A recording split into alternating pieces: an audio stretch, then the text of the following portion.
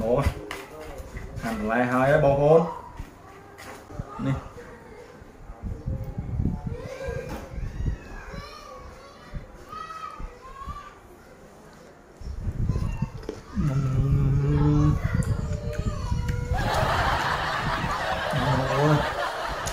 hộp vui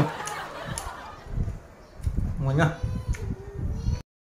và ok chuẩn bị xuống bông hôn nghe này video sọ tận một mà đo thì đấy em mò này trăm một cái lái à to một lái sẽ ngay như đây hút của anh không ai hút này chắc bị đau mà ngon gì em đi được lái bây giờ là không vai đa chê quất bay giảm hốc cổ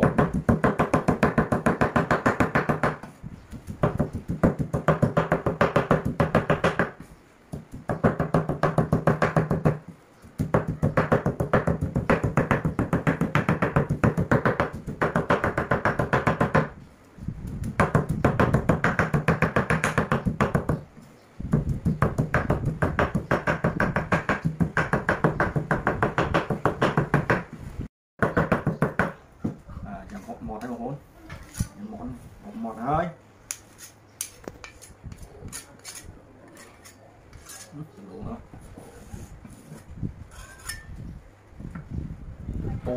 cô biết không cô biết lúc này ngon này sọt một ăn nhắm không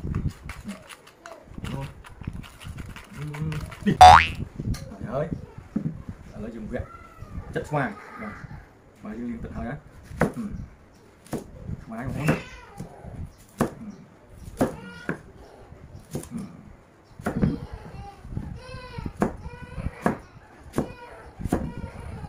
máy không 9, 8, 7, 6, 5, 4, 3, 2, 1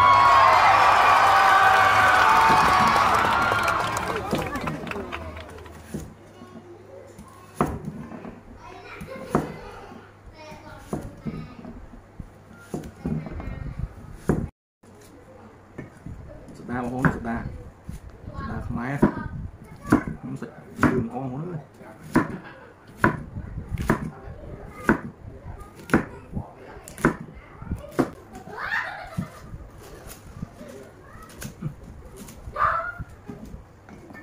hoa chị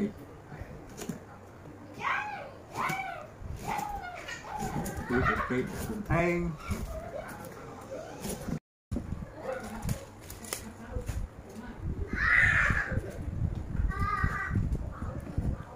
bay đồng hôn bay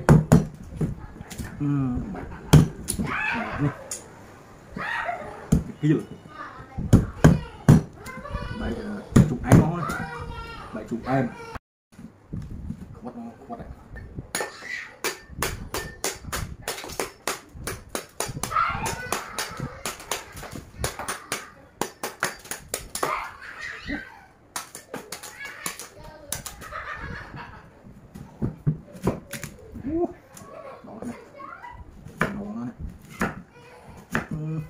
tìm mồi mà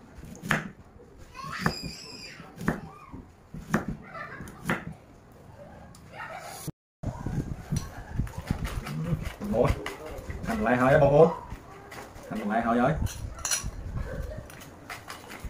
hành lại hơi đặt lại lâu ơi một mai dương mà nó quẹt lúc hôn này mọc là đại cái món này nó đặt ngoài món này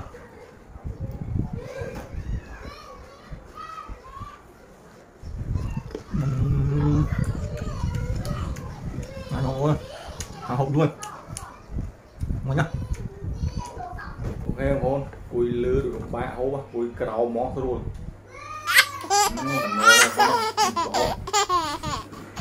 mình tin là mó mình tin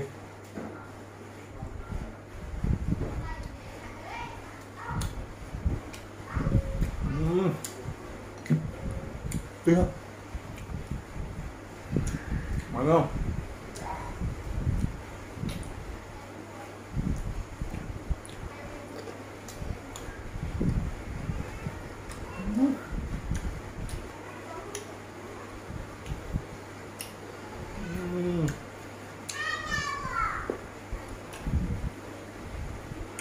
Ngon.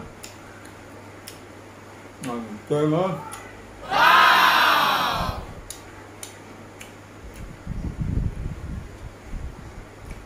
Nó sau cho chân tí cho chân đây em thở mồm mùi mát ấy.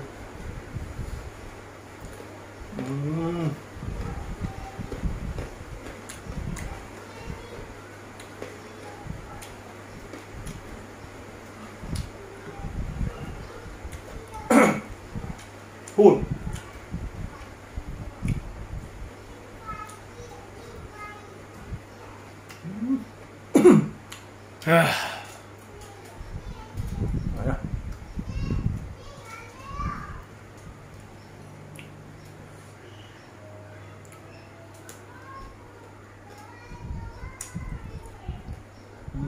tuyệt ngon.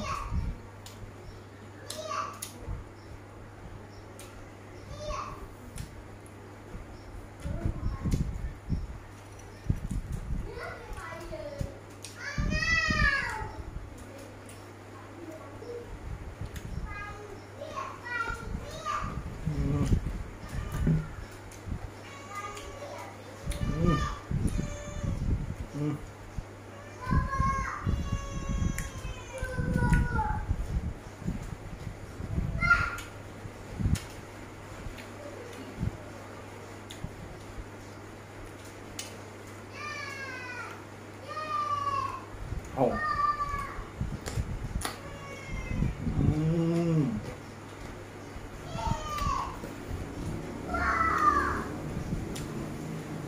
Trời ngon luôn.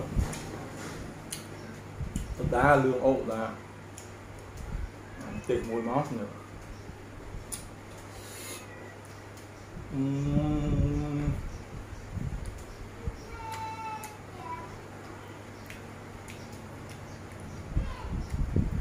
Đây đó tôm tìm mùi giống nó ngon quá. Tìm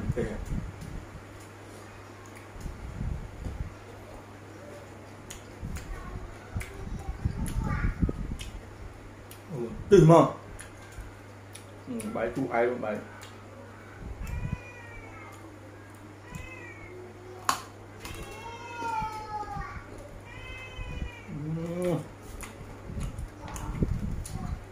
Con cháu mới nghe luôn. Thì ăn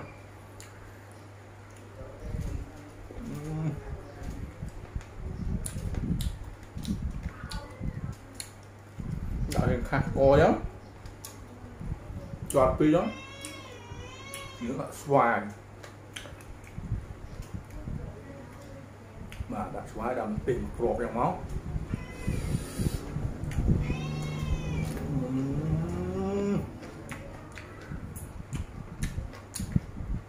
Làm ngon nói nó là hôn ốm hôn nó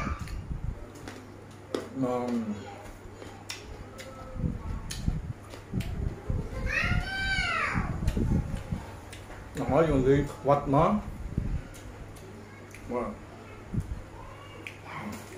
tìm một quật đi trong món này.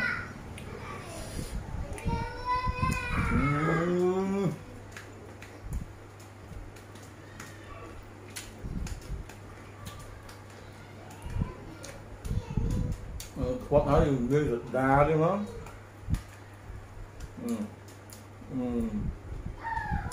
Đó chi cho nó. Vâng.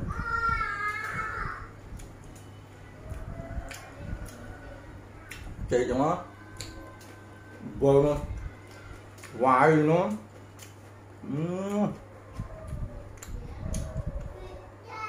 tìm không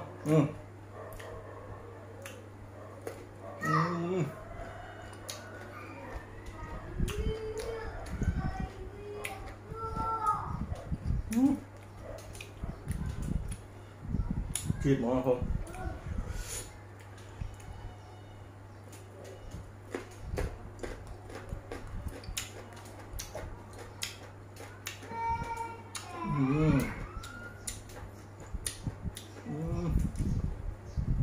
đây thì nằm ba dưới